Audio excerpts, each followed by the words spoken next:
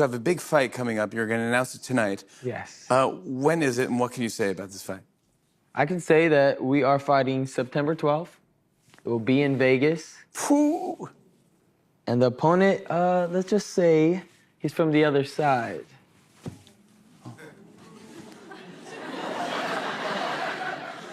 Are you going to fight? He's across the pond. I'm sorry. Yeah. I thought maybe he was from outer space. Like, all right, this is a lot of UFO talk and stuff like that. So I don't know if it was real. Okay, so all right, but he's from and you know him. You think that you might? I'll just say his name, just because I love the show. His name is Conor Benn. Other things. Would you fight Conor Benn? He's there. Is that a fight? Yeah, of course I would fight him. Yeah. How does it go? You tell me. You tell me. Won't work on me. You know. We'll see. That's what they all say, but somehow I find the target every time. Don't be talking shit in my city. No, I'm serious. I'm serious. City. Come on now. Come on now. Talking shit in my city. You know how it is. Your city? Your city? In my city. You don't think I'm gonna hit you with that lipstick? No. Many fighters like you. I thought that was strong. Yeah, you go for it. You go for it. You go for it. You're the one that started that shit. Go on, you go for it.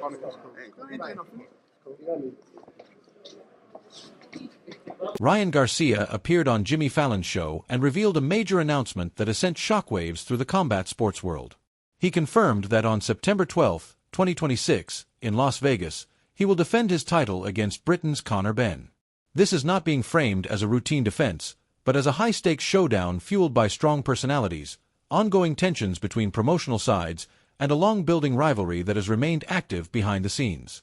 With the event set for Las Vegas under the spotlight, the fight carries massive implications, with emotions, pride, and championship status all coming together in one of the most anticipated clashes of the year.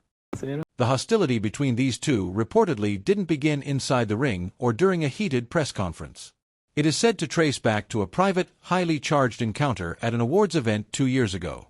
Garcia claims that Benn didn't just exchange verbal remarks, but instead moved toward him in an aggressive manner and got physically in his space while Garcia's wife was standing nearby. Garcia has since stated that this moment made the upcoming fight deeply personal for him. He insists this is no longer just about defending a title, but about settling a score with serious intent. When a fighter enters the ring driven by raw emotion rather than business, it often creates an unpredictable and explosive atmosphere. Ryan Garcia, puss, big minge. What the don't faze me. I don't know what the hell that means, nor do I care. He don't scare me. Conor Benn is not scary at all. He's not intimidating. He don't feel like anything like a threat. He's gonna come over here to the US and get his ass spanked by either me, Shakur will shut him down, but I'll knock him out. It's much different. I will put him to sleep. He's very tenacious and tries to come at you, but I will catch him bad. So, bro, stop with that. Puss, ming, bling, bling, shing, bling. Don't care about none of that. Simply want that fight. Let's go after this. While the fighters are focused on settling their rivalry in the ring, there is also a major power struggle unfolding behind the scenes at the executive level. This matchup is being positioned as a high-stakes clash between two of the most influential forces in combat sports promotion. On one side stands Oscar de la Hoya's Golden Boy Promotions, determined to protect Ryan Garcia as their key star asset. On the other is Dana White's Zuffa Boxing, which recently secured Conor Benn on a significant multi-fight agreement. Backed by Saudi investment, White's push into boxing is seen as an aggressive expansion strategy, and capturing a major WBC title would represent a major statement of dominance. Beyond the fighters, this event reflects a broader battle for control, influence, and power within the sports business landscape. Zuffa, a Zuffa fighter over there, Conor Benn, is talking about fighting one of your fighters, right? Ryan Garcia. How do we make that fight if he's over at Zuffa? And like, how does that fight happen? Yeah, it's going to be very interesting because Zuffa Boxing is saying bluntly, we are not going to recognize any sanctioning bodies. We are not going to work with anybody in boxing. We're going to play in our own sandbox. Then how are you going to allow Conor Benn to fight for the WBC world title against Ryan Garcia?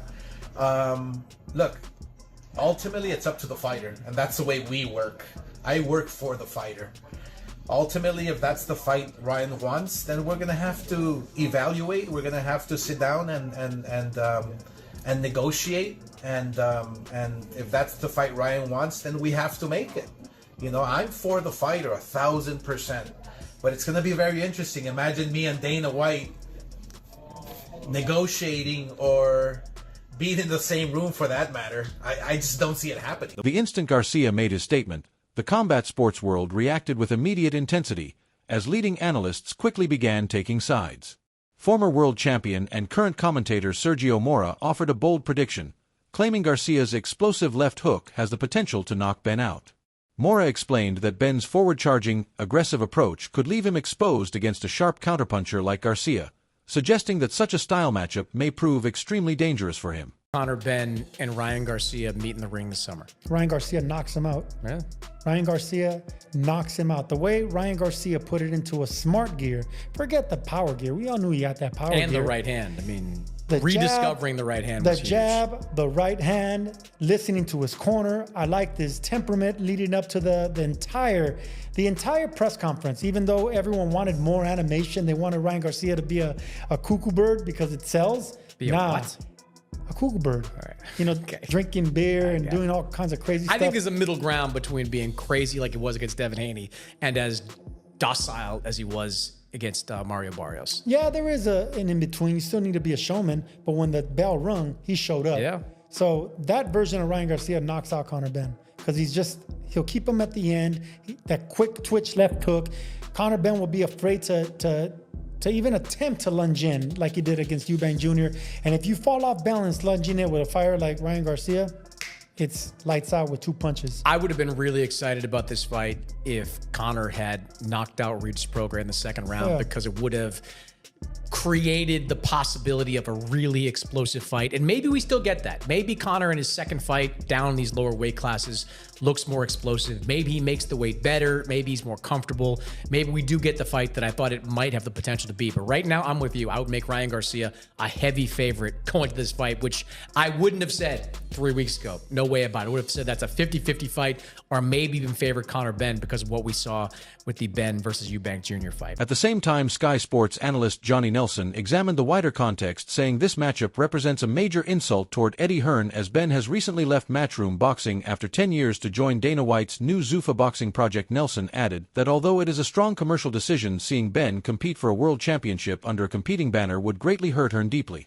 Topic, Conor Benn is back with Zuffa. What's your reaction to that? Conor got the job done. I keep forgetting, I keep thinking he's a young man, he's 29 years old. And I still don't think he's near his full potential. Will we see the full potential of Conor, or is that it? I don't know. I still think there's more growth. I still think there's more to give from Conor. But at this stage now, I think Conor got the job done. There was a lot. Think of his performance. His performance. I thought his performance was erratic initially. Showed a good pace, good engine. His opponent said he'd never been hit by anybody so hard before. I think his performance, there were a few boxes that need to be ticked and adjusted. So it wasn't perfect, but what he did was good enough to get the job done. I think 147 is the right weight for Conor. He thinks it is. I don't think it is. I think he looks more concussive, looks more dangerous at a heavier weight. But, you know, that's his desire. That's what he wants to do. But you've got to make sure you don't kill yourself getting down to the weight. Therefore, you can't perform to the best of your ability. I've seen that he's called out Ryan Garcia. How would you see that fight going? I think Ryan Garcia, the version of Ryan Garcia against the version of Conor the other night, I think it's a big ask for Conor. What you like, those big challenges. You cannot discuss Garcia and Benn without confronting the major controversy surrounding them in boxing today's scene.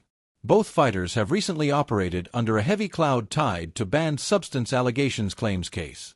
Both athletes have endured intense public backlash, strict investigations, and long suspensions that could derail their careers permanently now. This shared, heavily scrutinized past makes this matchup highly polarizing.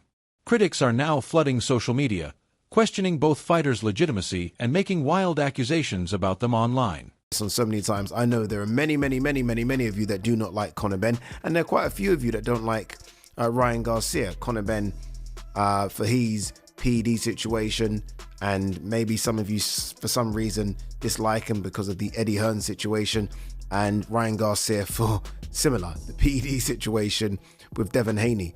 You know, it's very interesting. about the Ryan Garcia PD situation. I guess PD situations are being looked at differently in different countries. Ryan Garcia, trust me, I've been over there to do Ryan fights. I've been over there. I've been out with Ryan. Ryan gets no hate. Ryan, like, literally nothing. Like, there is Devin Haney gets hate more than Ryan, even though Ryan beat Devin Haney with PDs in his system. So Ryan doesn't get any hate. But over here, I mean, Jesus Christ, we don't fuck around when it comes to Conor Benn. Do you know what I mean? It's very interesting how Americans view it compared to how we view it. Because there are a lot of big named American fighters that have popped, and I mean, they're adored. They're loved. Over here, you fuck around and do that. My God, good luck. Good luck. So, I think it's actually a very interesting fight. I think the build-up's going to be sensational between the two. I mean, they're going to go at each other from the very get-go. I felt they might and probably should have gone Ryan Garcia, Devin Haney. I think that's the bigger fight. I really do. I think that just does bigger numbers in America than Conor Benn. But Conor Benn has grown a fan base in America. Like in fact, fan base, is that the right word? He's grown an audience. People know who he is. Because of Shakur Stevenson calling him out. Like, Shakur got arguably his biggest win of his career, and the first thing he does is call out Conor Benn. All of a sudden, Conor Benn gets in the ring, and everyone that didn't know Conor Benn now does know Conor Benn. So Conor Benn's known to the American audience, but Devin Haney, widely known. And there is a lot of heat with Ryan and Devin. I guess if you're Ryan, and Ryan will be a favourite to beat Conor Benn, quite a big favourite, I think. Ryan's probably thinking, I beat Conor Benn, then I do Devin Haney, and then maybe somehow, I don't know if it all works out, have the Shakur Stevenson super fight, maybe. For Garcia, this bout represents the perfect chance to solidify his remarkable redemption story. Not long ago, critics were almost ready to write his professional career obituary entirely off his problems outside the ring, and widely reported struggles led many to believe he would never reach world championship gold again. But this past February, Garcia fully silenced all critics. He stepped into the ring against Mario Barrios and produced a dominant masterclass performance to claim the WBC welterweight title. He floored Barrios, early controlled the fight tempo, showing his explosive speed and deadly left hook remain as dangerous as ever. This win was more than milestone moment. It sent loud, undeniable message across the entire 147-pound division. Garcia has rebuilt himself into a legitimate king and is fully prepared to defend his throne from any challenger now. Obviously, your big news is this new deal with Zuffa Boxing. So, well, can I ask, what does this mean for your career? It means, career's heading in the same direction, which is world title by the end of the year, God willing. And, just mega fights. That's the plan. Give the supporters, the fans what they want. Come over here, all the belts are over here in America. So, majority of them are anyway. So it's, I'm excited to go over here. Well, speaking of world titles and mega fights, you've been watching Ryan Garcia win the WBC belt. Look, is he? Yeah, what do you think of him? Is he your top target or one of your top targets? Yeah, of course. I mean, listen. Hopefully, we can have him next in September. I watched the fight with Barrios. Obviously, I'm number one contender, mandatory for the belt. So, ultimately, was I impressed? I can't say I was impressed. He done what he needed to do with a guy who's just coming off 2 draws. And come very one-dimensional, quite slow. I mean, it weren't really in the fight. I was impressed with Garcia's engine, though. I was impressed with the fact he's managed to pull himself together and win a world title. I'm happy for him, extremely happy for him to pull himself out of the dark hole that he was in to now claim the throne. But ultimately, I believe I am no Barrios, and think I'd give him help. But the real question is whether Conor Benn is actually the dangerous contender he presents himself as, a debate that has analysts seriously divided. Benn recently picked up a unanimous decision win over Regis Prograis in April, but the showing split opinion among fans. Prograis entered the bout as a worn and injury-affected veteran in a catchweight fight, yet Benn still failed to secure a decisive knockout finish despite the circumstances. Has been talking about for so many years the title that his dad had, and it's just so interesting. It's so interesting because I don't think people would say that Conor Benn is the top 147-pound contender, but like the fight that I think everyone wants to see Ryan in is him versus Devin Haney, but Conor Benn versus Ryan Garcia is gonna be box office. Like they're gonna sell the crap out of that fight. That is gonna be a huge, huge deal because of how popular Conor is overseas. Or maybe not even popular, just known. He might be a little bit polarizing. I would say he's probably more well-known than Devin is here in America. He's more well-known in the UK than Devin is here in America. And he's just gonna sell the crap out of it. I'm curious to see how it goes because Ryan's been a little Jekyll and Hyde these days. You see Ryan against Devin, he looks fantastic. Then he comes back in Times Square, he doesn't look all that great. Then he comes back and he fights Mario Barrios and he looks great again. And so which version of Ryan Garcia is going to show up and which version of Conor Benn is going to show up? The Conor Benn that we saw against Regis Prograis wasn't all that great. The Conor Benn that we saw last time out against Chris Eubank 2 fights ago, rematch, looked phenomenal. And so there's a lot of questions. It's happening in America, according to Ryan. I just think it's interesting that he announced it there. And I haven't seen, again, I haven't been online during the show, but I haven't seen an official sort of confirmation of this, a poster, any sort of announcement. Have they made an announcement? Have you guys seen any type of announcement? I haven't seen that in any way, shape, or form. But that to me is a really, really big... The enormous scale of this rivalry has triggered a major broadcasting bidding war that is now shaking up the entire industry, but a serious obstacle remains in place. September 12th falls on Mexican Independence Weekend, and Saul Canelo Alvarez is already locked in to fight Christian Emiliano in Saudi Arabia on the very same date. Going directly against the sport's biggest draw is often seen as a risky move that can end badly for most events. Still, with Canelo attempting to restore his dominant aura after that painful defeat to Terence Crawford, Garcia and his team appear to sense an opening. They believe this heated grudge match has the potential to pull attention away and dominate the conversation. Right now, millions are being pushed across negotiating tables as networks battle for broadcast rights. No matter where it ends up airing, this fight is expected to shatter financial records and redefine the modern boxing blockbuster standard. Beating Regis Prograis at 150 pounds and nobody else at 140 that matters, and nobody else at 147 that matters. But then again, if it makes dollars, it makes sense in boxing right now. So the WBC was ranking Conor at number 1 without him having a fight at 147 in years. So it is what it is. I like the fight, though. I don't think Conor is ready for Ryan, but if there is a champion at 147 that Conor would beat right now, it may just be Ryan. Ryan and Conor will do crazy numbers. I think Ryan has a lot of the edge here. I think Conor showed in his last fight he is still a ways to go from being world level. If that ever happens at all, I don't know. And Ryan showed in his last fight, even if it was Mario Barrios, that he's back on track. Like I said, this will be on September 12th.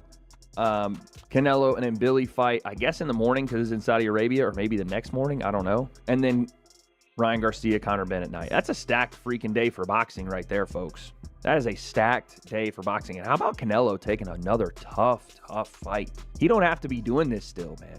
He does not have to continue doing this, and he still does it. Big shouts to Canelo for taking on Christian and Billy. That'll be a banger.